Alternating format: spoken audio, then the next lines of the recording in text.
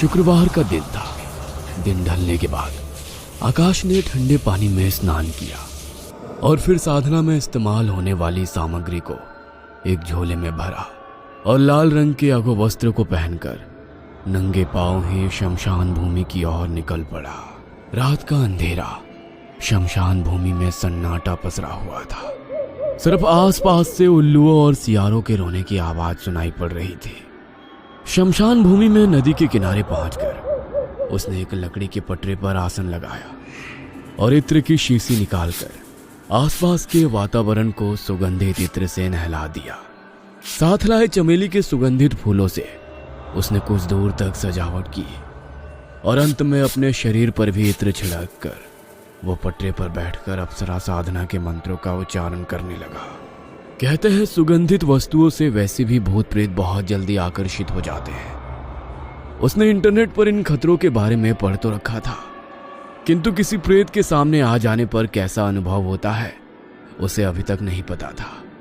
डाकिनी, शाकिनी और यक्षिणी साधना के बारे में तो हमने कई कहानियां सुनी है, लेकिन इनके अलावा तंत्र शास्त्र में एक और साधना बताई गई है जिसका नाम अप्सरा साधना है।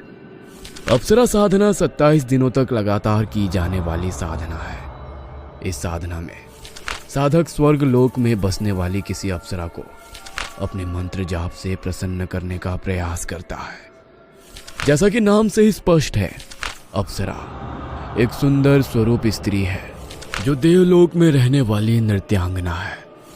जब धरती लोक पर कोई साधक 27 दिनों तक विशेष मंत्रों की सहायता से उन्हें धरती पर बुलाता है तो वे मजबूरन उनके समक्ष प्रकट होती है और फिर अपने साधक को आशीर्वाद स्वरूप उसकी सभी इच्छाओं को प्राप्त करने का वरदान दे देती है। देखने और सुनने में ये सभी बातें जितनी सरल, सुलभ और आकर्षण लगती है, वास्तव में इसका अनुभव उतना ही भयावह होता है। यह लगातार तीसरा हफ्ता था जब आकाश पूरी रात अपने मोबाइल पर जाने क्या स्क्रॉल कर रहा था।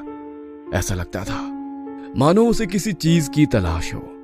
दिन तो किसी तरह गुजर भी जाते, लेकिन रातें उसे इतना बेचैन करती कि ये बेचैनी उसकी बर्दाश्त से बाहर हो जाती और वो बस अपने लैपटॉप या मोबाइल पर कुछ ना कुछ सर्च करके पढ़ता रहता। छोटे शहर के बड़े सपने देखने वाले लड़कों के साथ होने वाली ये कोई पहली घटना नहीं थी।